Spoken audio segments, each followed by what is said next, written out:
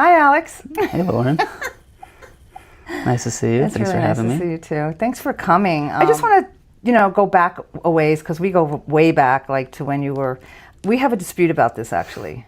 I say you were 12, and you say you were 13, and we're never going to really resolve that unless we actually figure out when the first audition was that you came in for. Yeah.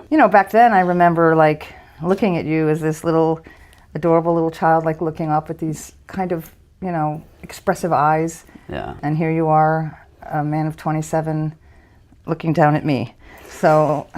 You think I was 12 or you think I was 13? I think you were 12. You think I was 12? And you tell me you were 13, but you actually know because you moved here from Kansas, right? I think I was 13 when I moved here, or I was just about to turn 13 when I moved here. And did you come to coach? Did you meet the moment you got here? I don't think I coached with you the first time I came here. I was here for 6 months, and so my birthday is in March, so it could have been on the latter half or the beginning. And your mom used to take you here all the time to coach, and and she would sit outside and read your scripts while you were in here. Yes. And it's like when I tried to really think about that when this interview was coming up, I was like, we coached a lot. We did, yeah. And I feel like, what an interesting thing to do with a little boy. You had such focus. I remember you used to swing bats. Yeah, it's like my nervous tick or whatever. I would just like swing or I'd throw a ball. Imaginary. Well, I always thought you were fantastic, and I know you had a rough couple of years of like going on 1,000 auditions, but maybe it didn't feel like that to you. It felt like that maybe to your reps, or something wasn't clicking in the industry way. But you went out, you were really proactive. You did a lot of indie stuff, and in fact, that music video that you were swimming around in the sludge of water. Yeah. That was Imagine Dragons. Imagine Dragons, yeah. Yeah. That's crazy. With Dane DeHaan. Yes. Yeah.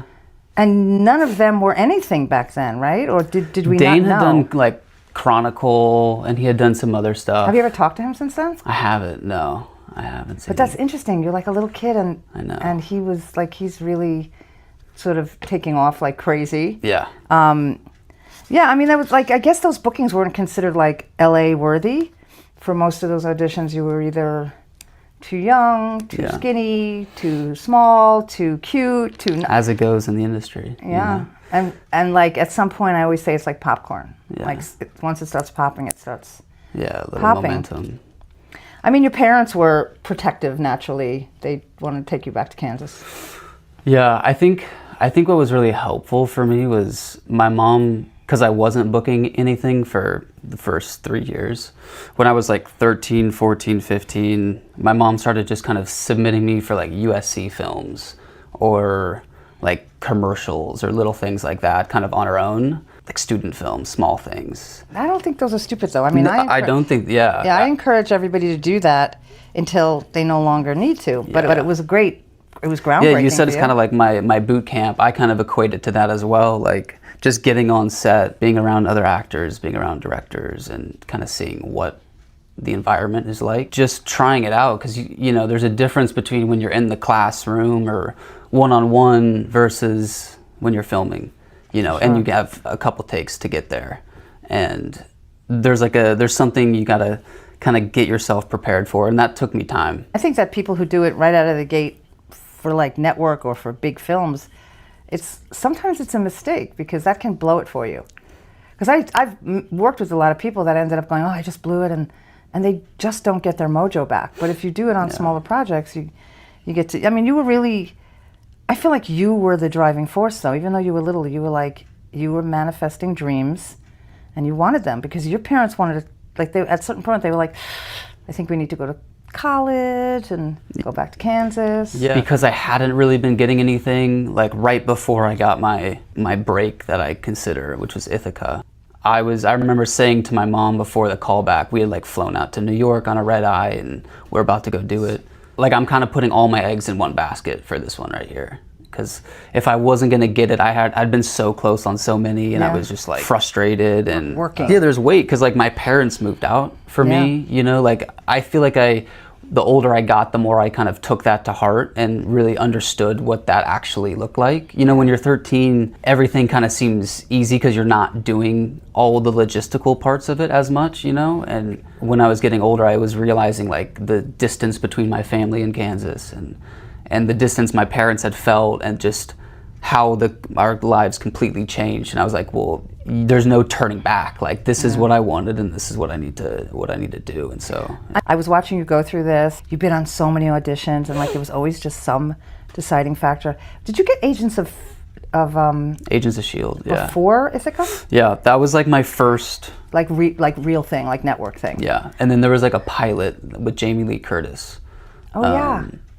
I think for NBC, that didn't go anywhere, but it was kind of like I got both of those kind of back to back, and that was like just a little bit of steam rolling, you know. Like literally that week, you had like 4 auditions, and 2 of them were callbacks, and 1 of them was in person, and 1 of them was, and then like I remember your mom called me and she was like, "What do we do?" And I'm like, "Okay, do this, get this out of the way."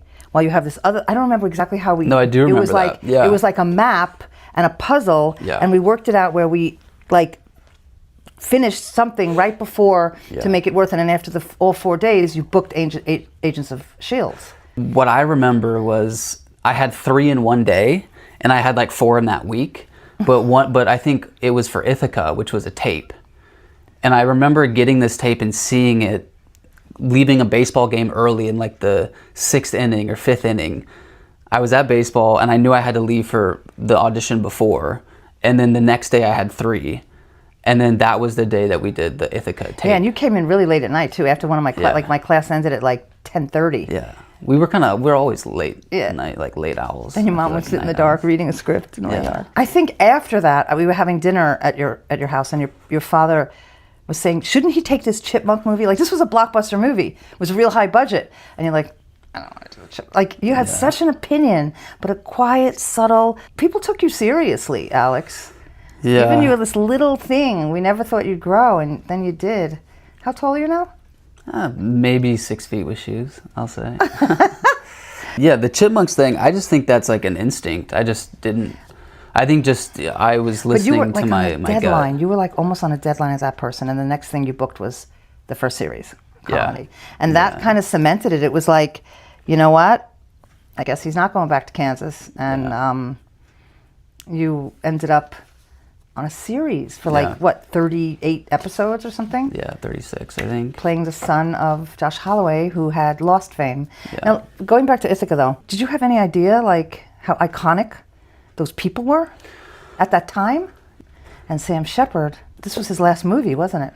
I don't know if it was his last, but it was like one of his last projects.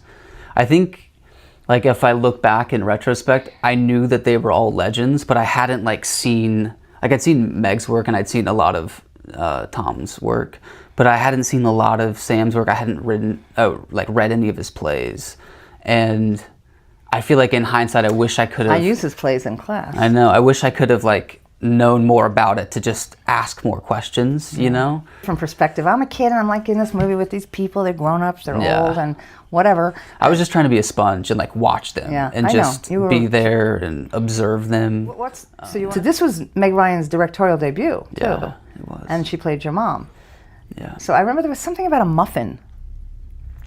Did you have a pie with her or something? Well, yeah, so in the movie there's like, I go get pies for Sam Shepard's character. So I land, it was a red eye. I think it was one of my first red eyes ever. So I was wrecked that first day. And then the next day was the audition. It was like 10 in the morning. I was in Times Square. I remember I walked to where we were auditioning. Yeah, like I did the scene with Meg, and I think I did them a couple times. And then maybe an hour later, I was like eating lunch in the hotel, and I got a call that they want me to get pie with Meg Ryan right after. Was she at the auditions? Yeah. She was there, but because I had booked it. So like that's how they told me. They said, you're going to get pie with Meg because you just booked the project. Yeah, when she called me, she said, like, as soon as you walked in, she was like, he's him. Do you know that she actually originally got the rights to that screenplay on behalf of her son? Yeah. But he aged out by the time she could make it happen. Right. I mean, that's a huge compliment. You were like replacing her own son. I know. And then he became the older son. Yeah. Brother. Yeah. I mean, that was a pivotal role for him, and that's the way Absolutely. to keep him in there. And again, Tom Hanks played your dad, and so somewhere in the middle of that, like you joined class. Do you know when class fit in? Because you were in class for a little while. I was in class, I think early on. I think I gravitated towards the one-on-ones. The one-on-ones I feel like is what really helped me kind of learn what the craft really was. Selfish. You're a little selfish. You need to do it like you're. Yeah, I think I don't know what it was. That's a compliment. Yeah, no, I agree though. I think there was something that I wanted, like all of you at the same time, you know, and I wanted to be able to. I just felt like there was such an opportunity to play that I didn't necessarily feel in the confines of the classroom. Like I think any classroom I never really felt that comfortable, whether it be like school or acting I'm classes. not comfortable in classes in schools. I felt like the series was what took you away, because that's always does. A series just you can't do anything else. They kind of own you. That series scared me. Yeah. The topic was, I mean, pretty like relevant to today too. I know. Yeah. I know. You'll just have to go catch Colony Yeah. in reruns. We don't need to talk about that. I visited set on that huge day where all of the people, the colony of LA was like being bustled onto the property, and you ran away. That was the day that your character ran away. Right. And left your aunt. Do you remember it? Was that the first season or was that the second season? I think it was the first season. It was the first season. Okay. Film versus TV for you. I think TV, you don't have a lot of time to play as much, in the sense of you don't get as many takes. And I think that's what I learned the most from Colony was, I feel like the first season. Like you better get it right the first time, because you don't get another chance. You better show up with your two options that you know you want to bring, and not try and figure it out or find it. Yeah. And I think I kind of struggled a little bit with trying to find it on that, especially the first season. Once I did the first season, I was like, oh, okay, I see what I need to do. But you're such a thoughtful actor. I remember, was it you that told me? I feel like it was you. You were walking on the beach with Josh or something, and somebody gave you direction. One of the directors gave you direction, and Josh said to you, maybe I shouldn't say this, you know you don't have to listen. Yeah. And you were like, what do you mean? And he said, well, it's your role. I say this sometimes, I teach people this. I'm like, at the end of the day, they do want you to take the initiative with your character and be who you are, because the directors are not really, on TV, are not really directing your performances mostly. Right. They're directing the action. They have to put the whole thing together, and they're on a deadline, a budget, the time budget.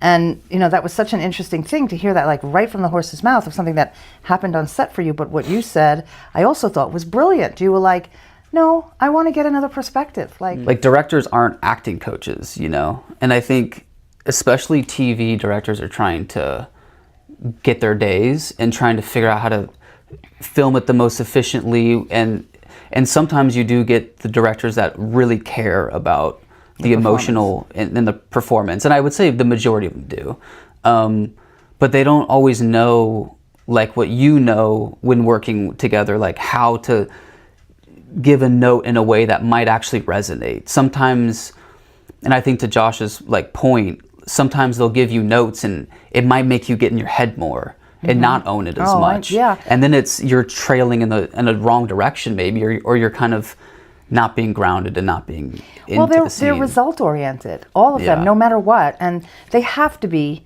because they've got the whole production in mind. And that's why I always tell people that 90% of the directing is accomplished in the casting, because you want to rely on your cast to like show up with the goods. Yeah, own it.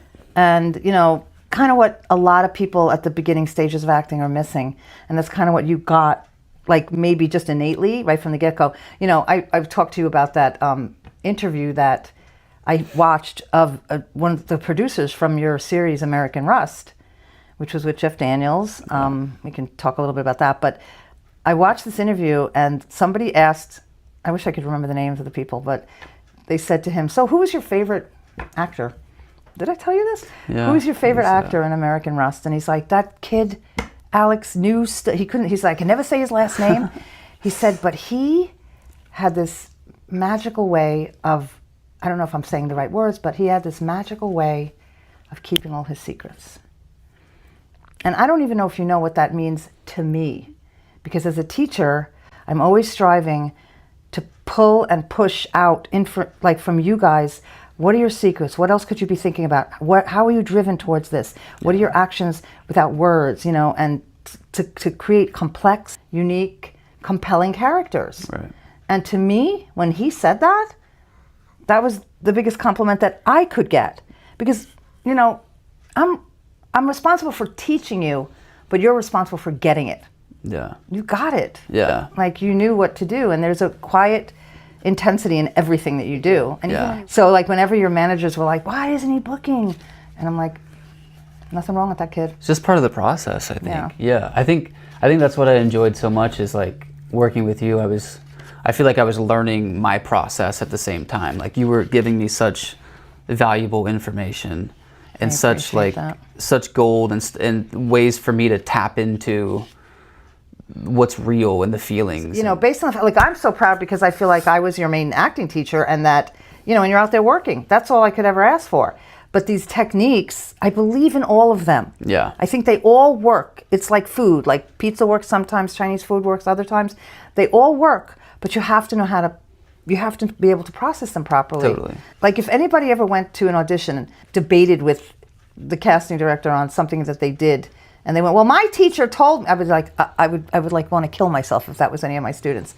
Right. It's like, oh, somebody told me this, but this makes more sense. I want you all to be independent in the way that you arrive at your conclusions. You've worked with so many great people.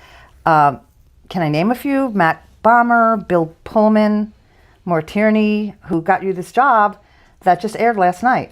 So I couldn't watch it yet. I tried to watch it today because I couldn't do it last night. It was last night, or was it Wednesday? It was last night. Yeah, so it didn't show up yet. So did you enjoy that? I haven't seen it yet. But did you enjoy doing it? Oh, I loved it. Yeah, it was so much That's fun. actually one of my shows I really love, Law and Order. I love Law and Order SVU. Mm-hmm. Yeah. It's very, what do you call it, formulaic. Yeah.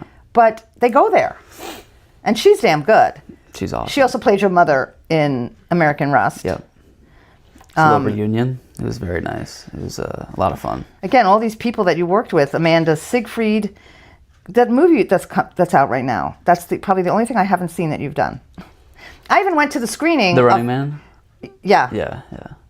Is it in the theaters right now? I don't think so. Not anymore. Well, I went to that screening that you did of the movie you did with Matt Bomer, but you weren't even in any scenes with him. No, I went there and I introduced myself to him, and it was really interesting. So we were talking about William Fichtner. Yeah. I feel like he's a really underrated actor. Yeah, he is. He was brutal in that movie. Yeah, he was a savage. I think he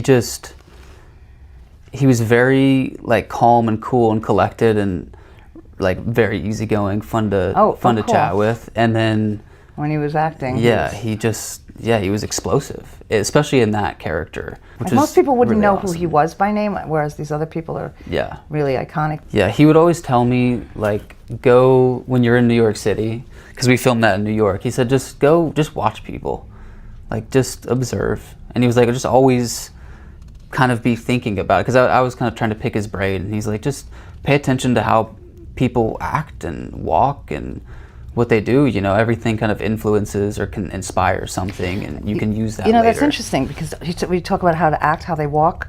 You know, I fell in love with him on a series called Mom. He's in a wheelchair for this whole series. He plays her boyfriend, and they have sex all the time. I mean, it's really it's a comedy, but he's like really grounded in the gravity of like everything that she's going through, and he's a guy with, you know, he's doesn't have this function in his body. Sienna Miller, Jennifer Garner, Kyle Allen. So Kyle is my student, and you did my film, and I still am trying to figure out where to put that. It's a brutal film. It was. The way I feel today about things that are going on in the world, I don't even want to put a story out there like that, because is it out anywhere? No. It's literally just sitting on a private Vimeo or something. Yeah, I mean, I guess it's sitting on a bunch of hard drives. I'm trying to figure out a way that I'm just probably going to just pop it up on my, series of films on my YouTube channel. Yeah. Because it's good acting. I mean, you're great in it.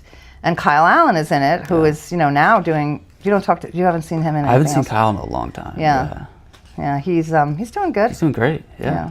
I mean, I think he's kind of hit A-list. He's like, He did The Haunting of Venice, which was a Kenneth Branagh movie. I love that you're bringing up little pieces of advice these people gave you. This series is for people to realize that no two actors' experiences are alike. And if they want to follow in your shoes, I mean, I had a friend who had a kid who was going on auditions, but he was really, really young, and she used to just take him to auditions all the time, and he thought he was going to work. So he viewed it like that, like, I'm going to work.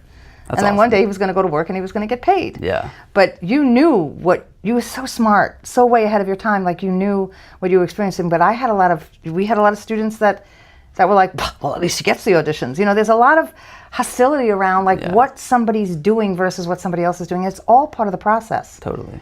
Right. I mean, I also remember certain things that you were auditioning for and you were sort of following behind Timothée Chalamet.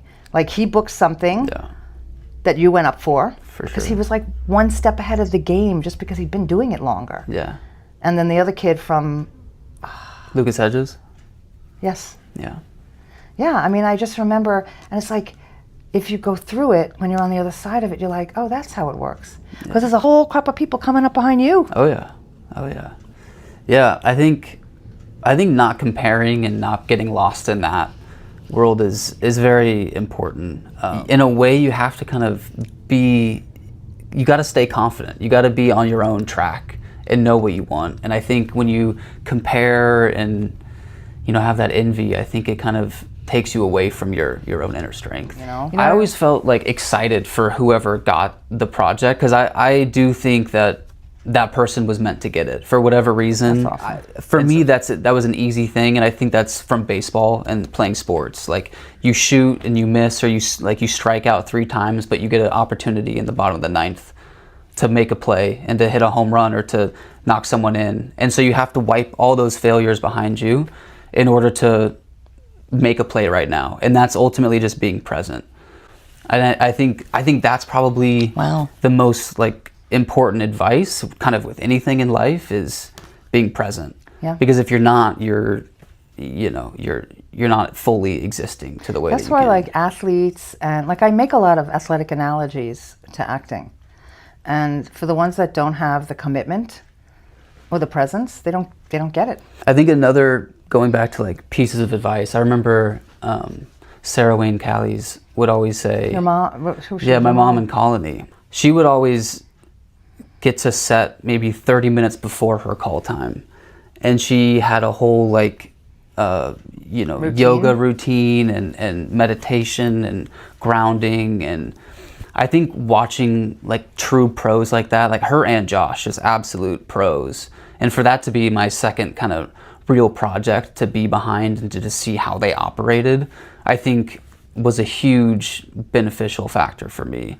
Just because you got to figure out what it is for you that gets you in the right headspace, whether it's to go act or to go compete or to do anything, you know, like, and I think that's something that can start through like classwork. And I think it was starting to be developed, like my own process was kind of inferred from how you were teaching me and kind of what I learned through you. But then there's that like next level of you taking on that ownership yourself and being able to do that and replicate that all the time. Listen, I get really sad when I like lose you guys to the world and, you know, you leave class or we stop coaching, but I would be a hypocrite for what I do and what I'm instilling in you guys if I couldn't say, you need to do this independently. I mean, I love every now and then when you come back to like, oh, can you get me here? Yeah. And, you know, the door is wide open always. And, you know, sometimes, you know, I've seen some students on some big projects and I've been like, oh, if they came in and like we could get underneath into the underbelly of that, then something about what they would have done would have just like made them even more compelling. But in general, the people watching it, they have nothing to compare it to. Right. I just know what you guys can do because You've seen our capabilities. Yeah, I looked in your eyes. So this brings me to like, in general, you and your process. Like when you're not doing projects, you like kind of go off the grid. Like you have never been doing this for like fame, ever. No. Like you don't even like doing interviews. I appreciate you doing this interview with me. Yeah, of course. I really, really do. But I feel like you don't even do these projects so you can watch them. It's like you do it to be present. I did it. I experienced it. What other job do we get to review and watch it later? You know, like that's really interesting. And that's why like for you, like surfing is such a huge part of your life. You've been like, what, to Nicaragua, and like, was that you? I'm like, Yeah. Apparently I've been that's able like to the best travel. surfing there or something? I would say Hawaii probably has the best, and I've been lucky enough to go there. But Nicaragua, definitely an insane place to go. I think I love to like compare all the things because I feel like there's similarities with surfing and acting too. Because it's all about being present. Like going back to that point, not to be redundant, but No, that's a great point. I think if you're like surfing and you're thinking in your head about like your fear about what could happen if you fall, you're gonna fall, you know? Same with like if you're acting and you're in this scene and you know you have to get to this spot in the middle of it, like you have to break down and cry and you're thinking about that at the beginning, you're not gonna get there. You know, you're not gonna magically hit a switch and then you can just start, because it has to come from within and it has to be real and you have to like actually be living in that experience, and it comes organically when it's meant to when it's meant to happen. And I think that's why like when I'm not working, I try and keep finding things that force me to keep using that muscle, which is like trying to enter that flow state, you know? And that can be playing music. I love playing guitar. When did you start playing the guitar? You didn't play When I was you were 19. Okay, so you didn't play it when you were here, like when you were a little kid. No, not when I was little. Where did you pick it up? I think I did a project in Boston, American Woman. And then I was like, I need to learn how to play guitar. Was the character? No, I just think it was, it just kind of came to me. Was that with Sienna Yeah, Miller? yeah. And I was just like, So are you good? I mean, I wish you brought your guitar here. I wouldn't say I'm good, but I would. But at a campfire, I love to, at a campfire, you could carry a tune so we could sing. Yeah. I love to play, and I love to noodle around and like do solos and think I'm ripping. But and all listen, it that. opens the doors for you to be able to like play. Would you utilize that in a character? Oh yeah, of course. I think it's just another like creative outlet. I love like writing songs and I just feel like it's another way when you're like doing it properly, you forget everything else. And I think that's like what I love most about acting. Yes. That's why I do it and why I'm addicted to it, because I'm not thinking about the final product, because although I maybe should think about it more in some way. What would that change? I mean, you do beautiful work and everybody's happy with it. I think there's like a balance to it, right? Like you could be having a crazy emotional moment and you could be looking down. I remember I've done that in like tapes and you're like, you can't see me, you can't see your eyes. Yeah. So I think there's obviously the balance of like what actually is going to work for this camera angle and that sort of thing. But I think bigger picture, it's more, we want to feel something. We want to connect to something. Mm-hmm. And I think when you're like acting and you're really connected to it, it's like creating art through emotion and through feeling, and you kind of, your whole essence changes into whatever this character is, and you're bringing that new energy to life. And I think that's rejuvenating and feels like incredibly exciting when it feels pure, That's really nice, and I'm glad to hear that. Because in general, I mean, you're male, and there's an energy that comes from men, like they don't want to be too sensitive or to this or to that, but you're like really assessing acting for what you're experiencing and you're proud of that. You have the greatest parents. I do. I just love them, and they're the most grounded people, and they're professional but warm. Do they have that in their history? Like, were either one of them performers, or do they have creativity? Is there music in their world? My mom was a journalist. That's what she studied at KU. So she has the writing background, and she would always write like yearly newsletters to all her family and friends. She sends them to me with a family picture. Yeah, so I feel like that's one of her creative outlets for sure as a writer, and but I don't think they ever really like performed, or they don't. My mom, she used to play piano. Oh, well, that's musical. Yeah, she How do they feel about what's going on for you? They're incredibly supportive. They've always been supportive. Well, at this point, it's not even a matter of being supportive. Like, it's a matter of being like really proud. Yeah, they're proud, and I have to thank them for all of it. Because without them, I wouldn't be here. I wouldn't be doing this. And I think what I learned from them, and hopefully like when I have my family of my own, is like I wouldn't recommend This doing business. this business to it. Like I wouldn't like go out and recommend it, right? But if if my kid, or in this situation, I wanted to do this and I had the opportunity, and they sent it. They just were like, let's do it. What inspired you? Like, what made you, like, because clearly your mother is not the kind of woman who would be like, come on, we're taking you to this audition and I think you should do that. Like, you had to, it's a big freaking deal to leave Kansas and come to LA when you have like no idea what you're doing. Yeah. I did it once when I was 6. That was when I first like moved to LA. I think when you're 6, you're kind of fearless in a way. You have that energy, and I was rambunctious, and I had a lot of energy and was excitable, and I think I just had an opportunity when I was 6 to do this like Competition runway thing. And it was one of those things where it's like, why not just try it out, see how it goes. And I think my parents. What, did they approach you in a mall? I mean, you had. No, I went to a. It's called. Okay. Yeah. Yeah. Do you know? Yes. Yeah. I mean, they're all over the world, and they're actually kind of a little scammy. Are they? Yeah. Well, yeah, but what I do know about them is that what they do is they bring you to this competition, which kind of gets you in touch with people, which is how I think you met your manager. And they sort of introduce you to that, but I can't understand how over the years they've been doing these competitions for so long, how they have never accelerated their skill set and their knowledge. They're still scammy, and they're not teaching you anything, but at 6, what are you going to learn from them? You're just going to go to the competition and have a good time. But again, you say, I had the opportunity. Why though? Where did they find you?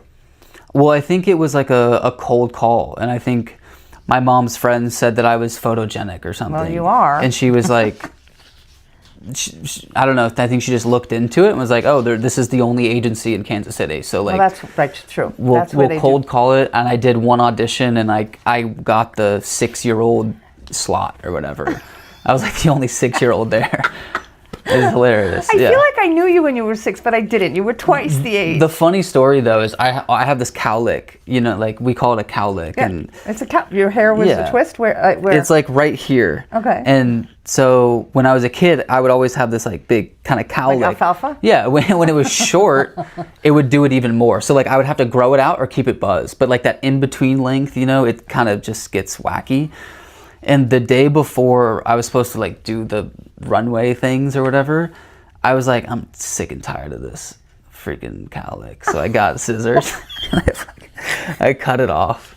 And so if you look at the pictures from that, because I still have like the pictures or whatever, I have a huge chunk in my hair missing from a cowlick, like from the cowlick. Your self haircut. Yeah, I cut it off the night before. What did your mother say to you? She lost it. She was like, what did you just do? Oh my God. She couldn't believe it. But they probably thought it was like really Yeah, they cute. probably thought it was like with little kids, you're like, oh, that's kind of a cute thing for that kid to have. Yeah.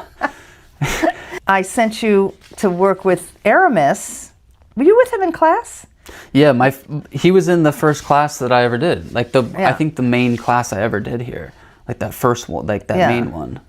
So you did a film with him. Like he was asking me about you, and I guess you weren't in touch since class, so I connected you, and now you guys are best friends fishing together. Yeah, something like that. Yeah, like camping, fishing buddies. It's my fishing partner. Cool. That's really fun. No, it's awesome. He produced this movie and had. How do you think it's going to turn out? Friend directed it. Oh, you haven't seen it? No. You guys just never. It came out I think it was done maybe a year and a half ago. Is it somewhere? The one you're in? Yeah. With him? Yeah. I feel like that was yesterday. Yeah, we did it 2 winters ago. It was so much fun. I learned so much from it, and I think that's kind of the evolution that I want to do is make projects with friends. And I appreciate you. Like I sent you. Like I appreciate you trusting. I mean, I was just like, Aramis is a professional kid too. He's had a couple of series, and he's doing something, and I feel like it's important for actors to connect and work together, even if it isn't necessarily lucrative, because there are the two kinds of, like, this director that I worked with, this DP that I worked with, who shot my first film for free. I said, why are you doing this for free? He goes, some of us can afford, can afford to work for no money. Some of us can't afford not to. And it was like, I was the one who couldn't afford not to. Yeah. Meaning, I had to make this movie. I wasn't getting paid. I was directing it. And he was like a studio DP. He did like Jeepers Creepers and all those films, and he was like, I had a weekend free, I could do it. That's awesome. And it was great. He was a fantastic DP. So it's like, that's the thing. It's like you and Aramis could go off on your own and like kind of feel your oats and figure out like where you are in the world. Totally. You know, without... And we aligned on the same principle of like we wanted to make our own stuff. You know, I think because we had a meeting before we did that, and we were kind of talking about why, like what we want to do and what we want to create and the kinds of projects. And I think... Did you go into immersion with that one? I mean... What was that other film that you did? It was like the Red or something? You played Red? Mm-hmm. Low Tide. Yeah, I mean, I think that was the first film that you felt like, oh, this is immersion. You got to go like there was nobody else around except like, okay, we're all here to it was make like this summer movie. camp, you know. I didn't talk to my parents for like those 6 weeks.